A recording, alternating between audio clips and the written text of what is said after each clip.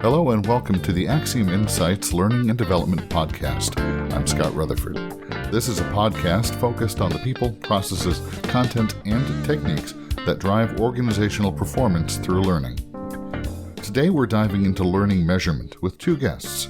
We'll be joined later this episode by Susan Franzen, an expert in how learning programs can drive durable changes in behavior within organizations. But first, I'm thrilled to be joined by one of the industry's leading voices on measuring results from learning. You may have come across Kevin M. Yates in one of his many conference presentations and articles.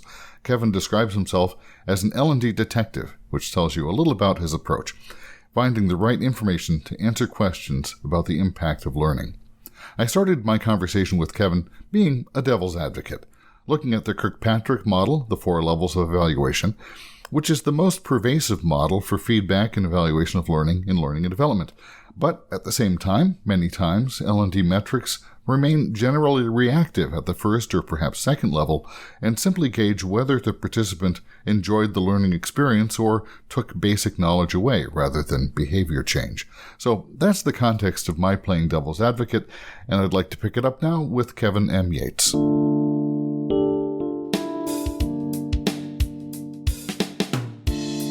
Anyone who's been in the field for a few years, I think, has heard a number of presentations and read a number of articles where you talk about Kirkpatrick as, well, everyone's spending all their time at level 1, which is the immediate feedback, post-training survey, smile sheet world that doesn't have impact. And the prevailing conversation often seems to be, well, yeah, but people do that because it's easy and we really can't get to levels 2, 3, and 4. So maybe let's start by being kind to Kirkpatrick, and we can pick it apart as we go further in the conversation. Absolutely. What does Kirkpatrick's model do well? What does it get right? I believe that the Kirkpatrick model does a great job at setting the foundation for measuring results, right? When you think about those 4 levels that are measured, right, it's learner reaction, which is level 1. And that just gives you a good signal about the experience that people are having with their learning experience, right? So again, it's a survey, it's a signal, it's an immediate reaction, and we want to keep that context for it. Level 2 measures knowledge acquisition, right? And that can be through testing and or assessment, right? Level 3 and level 4 are all about measuring performance and business outcomes. So I think that what the Kirkpatrick model does a great job at is setting the foundation for the areas of focus for measuring results for training and learning. There are opportunities beyond the Kirkpatrick model, but I do believe the Kirkpatrick model does a great job at setting the foundation. So that's what I believe, the Kirkpatrick model gets right. So you mentioned measurement frameworks other than Kirkpatrick. What models do you look toward to drive a learning measurement strategy? Yeah, shameless plug here, and I don't know so much as it is a model as it is a methodology, but I have created the L&D Detective Kit for solving impact mysteries, and that provides a methodology for how to measure results, measure impact, measure the influence of training and learning, measure how training and learning is influencing behavior, actions, and performance, and then ultimately how an influence in behavior, actions, and performance ultimately impacts how people are able to impact business goals. So, as you just said there, Scott, there are a few models out there, right? You got the Kirkpatrick model. You have the ROI Institute with Jack and Patty Phillips and their ROI model. You have the TDRP model with David Vance in the Center for Talent Reporting. You have I believe it's the Burson model, if I'm not mistaken. But there are a few models and methodologies that are out there. Where I am focused, and this is what you'll see in the L&D Detective Kit, they say, Scott, the shortest distance between 2 points is a straight line. I believe it goes something like that. And where I am focused, while surveys are important, right? Totally get it, because you want to get signal, you want to get sentiment, you want to get opinion. But what our business partners and stakeholders care most about is the extent to which our training and learning solutions are contributing and supporting employee performance, and then ultimately helping drive business goals. So my method and my methodology is that shortest distance between two straight lines, where I am narrowly focused on connecting the dots between training, learning, performance outcomes, and business outcomes, right? And so that's not any specific model per se. I don't follow any specific model. I do take a little bit from here and there that informs my decisions and my perspective. But just in terms of a specific model, I don't have one that I subscribe to, but I do subscribe to them all, if that makes sense. Sure. Let me follow up on that notion of the shortest distance between 2 points with this on the subject of alignment. So to be aligned, you need to have agreement with your stakeholders, both about where you want to go, but also where you're starting from. And it seems to me that the pitfall that can happen sometimes in L&D is when we start working without getting that clarity and alignment. I'm reminded a little of Simon Sinek here and what he said about the importance of why in leadership, to first focus on the why before you can look at the how and the what of what you're doing. And I think it's the same in learning. You have to have the conversation and be interrogative with your stakeholders. What are you getting at? What's really important to you? And it may not be a dollars and cents measure. It could be that they want to see lower turnover in the department for new hires after their first year on the job, for example. So let's talk more about alignment, both in getting alignment on where you're starting and where you want to go. Yeah, that's a great question. And as a profession, we've been saying this for years: start with the end in mind. I think we say it more than we do it. I'm not exactly sure about what the roadblocks are for that. I do have some ideas for why we say it more than we do it. But we can talk about that later if time permits. I want to get directly to answering your question, right? Because for me, the conversation doesn't start with, here's your training, or we're going to create some training. The conversation starts with, what are your business goals? What problem are you trying to solve? What are the performance requirements to achieve those goals? How do you describe where performance is today versus where it needs to be in order to achieve those goals? What are some of the blockers that are preventing people from executing and performing in a way that prevents them from achieving those goals? What are some of the other contributors to achieving that business goal beyond training and learning? What are some of the other teams that have a vested stake in moving the organization toward achieving those goals? What are the risks and what are the threats to performance? What happens if we don't achieve the goal? And then what are the measures or metrics that we can use as signal to determine the extent to which people are performing in a way that is required to achieve the goal? And what are some of the metrics and measures that we use as signal for the specific business goal itself? So if you notice, Scott, for what I just talked about, none of that had anything to do with training, right? That is all about getting insight into business requirements, business goals, performance requirements, performance goals, blockers, threats, opportunities for success, risk, right? That is where the conversation starts. The conversation in my mind doesn't start with, we need a training. The conversation starts really with that conversation that I just laid out. Because if you are able to align your training and learning solution with the answers to those questions, then ultimately you have a training or a learning solution that is aligned to business needs. The other great thing about that conversation, Scott, and those specific questions is you're going to determine one or two things, both of which are helpful. Through the answers to those questions, you're going to determine that training or learning is the solution, or you're going to determine that training and learning is not the solution. And that's the beauty of those questions. And a shameless plug again here, those questions are in the L&D Detective Kit that your listeners can go to my website and download.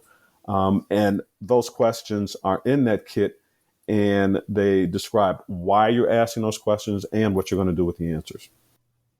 And we'll have a link to that L&D Detective Kit on the episode page at axiomlearningsolutions.com/podcast, along with some other resources for this episode. But back on the topic of partnership, In an ideal world, you would have that partnership or trust with your stakeholder. In an organization, you can have the conversation about what's really important to the business. But that's the best case. In the real world, there's always moments where the training person is approached with a request that's more or less, I just need some training. So how would you advise to someone to move away from that order-taking conversation to one that's more about the why behind the request? That's a great question. And I think that your question is firmly rooted in reality, right? Because what I have described is the ideal situation where you can have that conversation. My 30 plus years as a training, learning, and talent development professional tells me that the opportunity to have that conversation is not always there. So let's just tell the truth about that, Scott. Let's just be honest and forthright about that. There are times where our business partners and stakeholders don't have the inclination, the energy, the time, or the interest to have that conversation. So let's just be honest and clear about that. But let's not be defeated. So I say, when we are having that conversation or trying to have that conversation and we sense or we get direct pushback, one of the ways in which we can respond is to say, I hear the urgency. I totally get that this is something that, is a high priority, that has a quick turnaround. But in the process of that, what I'd like to do is have this conversation so that we can create a win-win situation. The win-win is that by having this conversation, I am better able to align training and learning to exactly what you need. And I am then better able to come back to you with a recommendation for how we can measure the extent to which we've achieved the goals that you've laid out. So the win-win for the training and learning team is that we've aligned specifically to your training requests and we are able to create a plan to demonstrate results. The win-win for you, Ms. or Mr. Business Partner Stakeholder, is that you have that same evidence to take back to your organization and your team to say, here's how training and learning is moving the needle or sustaining it for what we needed training and learning to do. So that is one of the ways in which you can try to shift that conversation. But again, there will be times where you can't shift the conversation. So my advice and recommendation is to continue to look for the opportunities, right? So don't stop trying to have that conversation when you have experienced several times of pushback or several times of just having to move fast and move quick without getting that information. So again, in summary, what I'm saying is, try to have that conversation and do it in the way that I just described, but also recognize and realize that there will be times where you can't and you won't be able to have that conversation, but don't let that discourage you from trying to continue to have it. Does that make sense? I think it does. I wonder if you could describe for me, maybe just an anonymous example, of where you've worked to measure a learning program and to find a metric that was not dollars and cents. My presumption here is that many stakeholder conversations are going to be looking at measuring something other than revenue. So what have you found to be a meaningful metric that wasn't directly tied to financials? Yeah, if I understand your question correctly, I do have an example of a time where I worked in a business where we were creating a series of training and learning solutions to support managers, people leaders, because we were seeing in our employee engagement scores that employees felt disconnected from their managers and they didn't feel as though their managers were supporting them in career growth and career aspiration, right? So to your point, that has nothing to do with dollars and cents. That's all about a skill or a capability for people leadership. And so we created those training and learning solutions to not only support managers in how to have the conversation about career growth and career development, but also employees, because it is a two-way conversation and the manager does not own that. The manager supports it. The employee really owns his or her growth and career trajectory, but the manager supports that. So we created training and learning to support managers and employees. And ultimately, what we were trying to do is improve an employee engagement score. I don't remember the exact wording, but it was something like, I believe my manager supports my career growth and development, or something like that. And the scores were low. So in response to that, we wanted to empower managers with the ability to have engaging, meaningful, relevant, actionable conversations with their employees so that they could be in a better position to support employees in their career growth and development.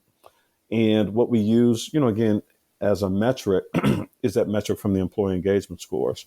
So we were fortunate in that we did see a shift. I mean, it wasn't a huge shift. I mean, it might have gone up like 1 or 2 points, but that's growth, right? Even if it had only gone up 1 point, that's an improvement. That's an improvement because that skill is something that is acquired over time and you get better with it over time in terms of managers having that kind of conversation. So Scott, that would be an example of where we used a metric. It was an employee engagement score as a signal for the effectiveness of training and learning as it relates to providing learning solutions and performance support for managers so that they could have more engaged, more meaningful, more relevant conversations with their employees, their direct employees about career growth and advancement. Does that make sense? It does. It does. I also wanted to talk to you about data. When you're talking about measurement, we're gathering data to support that measurement. In some cases, this will be coming from learning systems and other various data sources. What do you think the challenges and opportunities are in managing the data around learning in today's workplace, in the learning environment? When we have unstructured learning, we have multimodal learning, the emergence and continued evolution of new forms of technology. What are the challenges and the opportunities driven by this proliferation of systems and data? Yeah, so I might come at this a different way, Scott, but I'm going to try to answer your question. I think the biggest challenge as it relates to what I call learning data, right? And learning data is what I call those things that you kind of led into. That's how many hours of training did we offer? How many hours of training did employees complete? What are the different types of modalities that we offer? What's the average length of time that it takes someone to complete learning? What's the turnaround time for a training request? That's kind of what I call learning data, right? Now, you have to keep in context where my focus is, where my strength is, where my talent is, and that is focused on measuring impact. So when I think about the operational data, which is what I just talked about, I'm separating that from impact data because impact data comes from the business. And when we're talking about impact data, we're talking about data that shows employee performance. We're talking about data that shows business performance, like cycle time, like sales, like customer service, or any one of a number of different types of data points that organizations use to measure their own effectiveness. So when you ask me, what are the challenges and opportunities as it relates to data? I think the challenge is around being clear about how we classify data, right? Let's be clear in classifying operational data for training and learning as operational data. It is not impact data. And there's nothing wrong with that because what we get from data that shows how many, how much, how often is a view into our effectiveness as a training or learning business or a training or learning organization. So again, the challenge is making sure that we call the data what it is, right? It is operational data. It gives us a little bit of insight into learning efficiency in terms of how effectively and efficiently we're running our training business. Then there's impact data. Impact data is where the rubber hits the road, and that's data that we don't own, right? So if we talk about people performance data, HR more likely than not owns that. When we talk about business performance data, then obviously the business owns that. But where we gain insight into the impact of our training and learning solutions is connecting the dots between our training and learning solutions and outcomes as it relates to what we see in people performance data and business performance data. So if I were to summarize whether the challenges and the opportunities for how we use data, how we view data, our perspective about data, let's be clear. The challenge is ensuring that we call learning data what it is, right? It is not impact data. I don't believe it is anyway. This is my perspective. It is operational data, and that's okay. There's nothing wrong with that. And then the opportunity as it relates to data, I believe, is for us to do a better job at partnering with business metric owners and business data owners outside of L&D, because that's where the secret sauce is, right? Those data are the signals that we can use to determine the effectiveness of our training and learning solutions. That's where the rubber hits the road at the end of the day. Did I answer your question? And most importantly, did it make sense? Yes, all makes sense. Before we wrap, I did want to ask you to take us into your L&D Detective toolkit. What's in the toolkit, and how is it useful to someone who is just starting out on their learning measurement journey? Thank you for asking that question, Scott. And so I believe that the L&D Detective Kit does a great job at laying out the specific actions for getting to a point where you are enabled to measure the influence of training and learning. So it is a step-by-step process from beginning to end. It begins with identifying specific questions that you should ask requesters of training, right? It's kind of like what I like to call the beginning of the investigation, right? So there is some information, there's some investigation that you need to conduct in order to inform decisions for how to design training and learning solutions that have potential for measurable impact. So the L&D Detective Kit starts with that. And then it takes you through what do you do with the answers to those questions. And in terms of what you do, it then takes you to how do you use the answers to those questions to inform decisions for instructional design based on the answers to those questions. So then we go back to that alignment that we were talking about earlier. And then it identifies, based on what you've learned from asking the questions, what you are going to design based on what you've learned from those questions, what methodology do you put in place to measure the extent to which training fulfills its purpose based on what you discovered during the investigation where you were asking those questions. And then it finishes up with showing you how to present the results. Now, the good news, and here's what I think is really cool, and this is the feedback, I've also included templates so that it is actionable for training and learning organizations. So it's not me just writing about what to do. I've also included templates that you can use that is really the how-to, right? So again, the L&D Detective Kit walks you through the steps from beginning to end for how to collect the information, to design training and learning solutions with measurable results. And then it also puts into place those templates that you can use to actually do the work. So you can read about how to do it, and then the templates provide you with how to do it. Well, Kevin and Yates, thank you for taking the time. Learning and Measurement Detective, always a pleasure to talk to you. Thank you so much, Scott. Good to see you. Good to talk to you.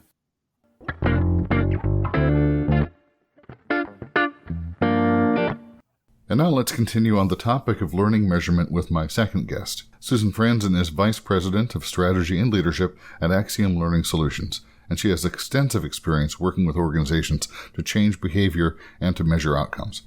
So, Susan, as you look at identifying and reporting on metrics about learning, what do you see typically being done well, and where are the opportunities?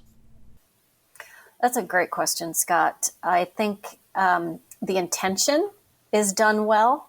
I think the execution needs a lot of work. And I've seen organizations that are more data-driven be more effective because they're already it's already embedded in their culture to evaluate and report on the work that they're doing.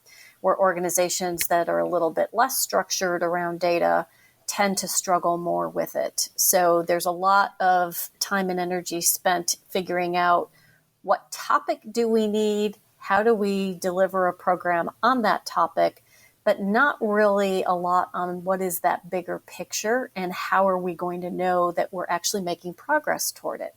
And do we have staff within the learning organization that their sole responsibility is to measure and report on learning outcomes? So it's a question of what does success look like, and then which of the data points can you select to form a meaningful answer? And of course, there's maybe tension between the easy measurement, how happy the learner is when they leave the room, to how impactful the learning is. So can you take me through a model which I know you use, the program results map? How do you apply that to measuring the impact of learning programs? Sure. So the program results map was actually originally developed by an organization called EvaluLead and tested with about 18 different organizations. And it looks at things from an individual perspective, from an organizational or systemic perspective, and also from a mission or community changing perspective. And it looks at those things over 3 different stages, if you will. So episodic is what happens immediately after. So that would be level 1, maybe level 2 of Kirkpatrick's model. And then developmental, so a little bit longer period of time. How is that person evolving and how is the organization being impacted by that evolution? That's more of the level 2 to level 3 for Kirkpatrick. And then the transformative would be more of the level 4 for Kirkpatrick. So how has this person fundamentally shifted their behaviors or their mindsets as a result of the program? I think with any measurement tool, it's hard to say that I behave this way or I accomplished this thing because of this particular learning program, because we take inputs from our environment in so many different ways. But once we start to collect more information from people, whether it's hard data in terms of retention, promotions, things like that, or it's more experiential data such as people using a different language in the organization, or people reflecting on their experiences and saying, I am doing this because I went through this program and this was my aha moment during that leadership experience or that learning experience. So this model is really most effective when you start it up front, similar to starting with level 4 of the Kirkpatrick model. And we look at what is the vision and mission of the organization? What are the strategies? And then how does the learning program need to fit into that? So this isn't, just sort of, we need a program on communications because people are struggling. This is, how does communications impact our ability to achieve our mission and vision or a specific strategy? And so by looking at this and saying, what do we expect people to be able to do, or what do we want them to be able to do in support of that vision or mission? Then we build a framework by which all of the design of the program is evaluated. And it also then helps us to figure out how are we going to measure these things. So what are the nice to haves, the things that if we had time and resources to measure, we would measure? And what are the things that we absolutely need to measure to know that we're moving the needle in preparing people to actually achieve that mission and vision for the organization? In order to kick that off and make it effective, you need to have a fairly in-depth consultative conversation with your stakeholder. And to be able to say, and again, this is a conversation that is all too familiar to a lot of folks in learning. I'm not an order taker. I'm not just going to go and do training because you asked me to. We need to stop and talk about the why and scope the why. So because without that, you can't establish your targets. Exactly. Right. And when we use the program results map, we use it both sort of globally, so looking at the organization overall and all of its learning programs, and then we also use it as a framework for individual learning programs. So to do it globally is probably 40 to 50 hours of collaborative time, going through a series of prescribed questions, allowing us to sort of go through some rabbit holes to explore other things that might come up as we're responding to those questions that might be relevant. And then really looking at how do we then start hanging the outcomes and the measures for each program into that overall umbrella. When we were talking about transformative effects, that sounds like something that would require many months or years to report on, perhaps to make meaningful change in a culture to people's behaviors. What's the typical time frame to see this in motion at the various levels? So you've got things that you collect right away, right? Which would be the level 1 evaluation. What were people's initial reactions to it? And then you have that longitudinal data that you collect as well. We sometimes use artifacts. So one of our favorite ones is to ask people, what does leadership mean? Like, what is leadership in your organization? And then over the course of several years, as people continue to go through that same leadership experience, how does the definition of leadership change for the organization? And so that gives us really strong insight into, are we moving the needle? Are we actually making progress on how we thought we needed to define leadership up front? Or is this program producing a completely different pathway that we had not considered, but is supporting the strategy and the vision and mission of the organization even more effectively than what we had originally envisioned? So you look at, there's things that you can measure right off the bat. There's things that you measure 6 months, a year, 2 years out. And then there's the longer term impact. So using the tool that we use, the program results map, helps us to create dashboards that can be updated for executive leadership and others who are interested stakeholders that show us how these changes progress over time. So can you give maybe some examples of what measurements would show up on that dashboard? Sure. So on the individual level, it might be retention, it might be promotion. If we look at organizationally, it might be how that department or group is operating differently in relation to the entire organization. And then if we look at that more community-based environment, it might be how many of the people who went through this program volunteer or serve on leadership roles within their industry or nonprofit organizations. But it depends on whether or not those things are important to an organization. So each time you go through this, there's some standards like recruitment, retention, promotions, those kinds of things are pretty standard. But other things that are important to the organization, if it's a very values-driven organization, it might be how frequently are our people out in the community in leadership roles. If it's a profit-driven organization, it's how is this contributing to our ability to increase revenues or increase subscriptions or memberships. So it's figuring out what's important to the organization and then making sure that you're tying your measurements back to that. Well, yeah, I think that's interesting because it's a blending of the qualitative and quantitative in that report card.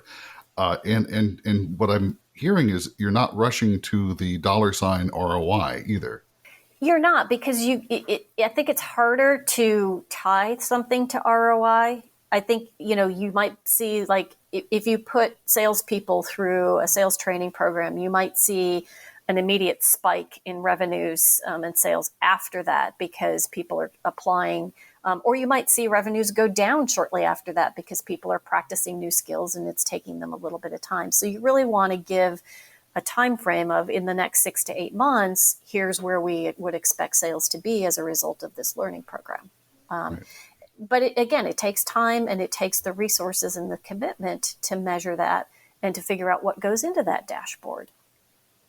We actually stepped in to work with an organization that had a leader development program that they had been using for about 9 years, and they were looking for a new partner. And so we came in with some ideas and strongly suggested that we build out the program results map. So we took them through this consultative process. It was done virtually. This was actually pre-pandemic, but done virtually, where we asked them a series of questions to get them thinking about what the goals of the organization were, how learning needed to support those goals, and then what needed to happen within learning programs in order to support those goals.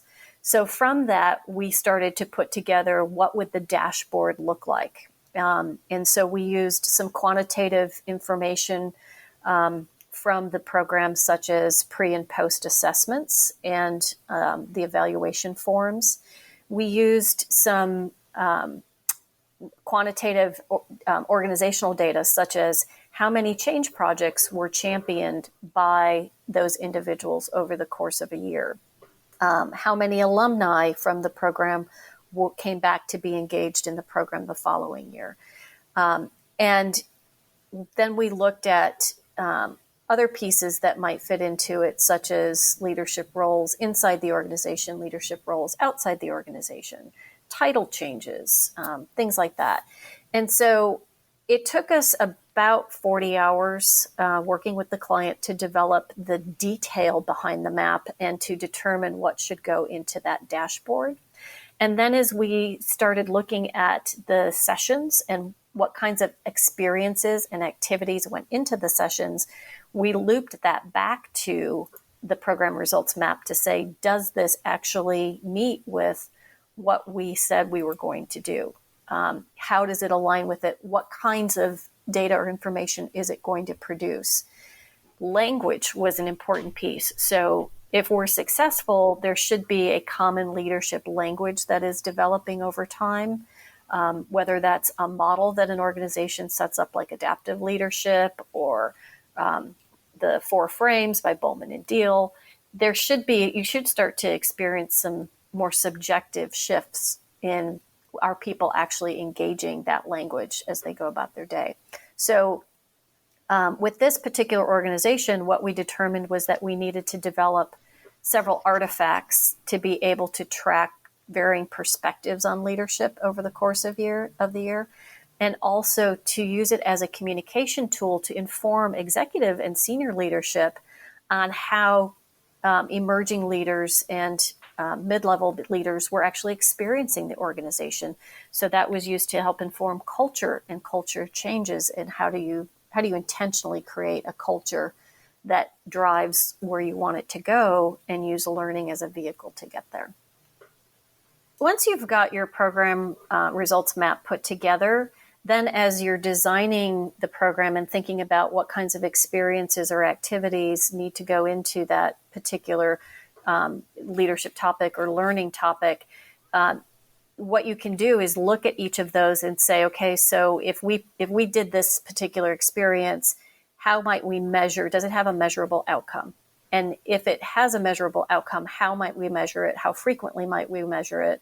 That helps you to then refine that measurement piece, but you're using your map as your framework for doing so in terms of designing and developing and delivering on that content. And having the map also documented, we talk about alignment with your stakeholders, and mm-hmm. you have the map is then something you can show and circulate and say, this is what we're chasing. This is what we're after. Exactly. Yeah. And it helps you set a standard for your programs as well.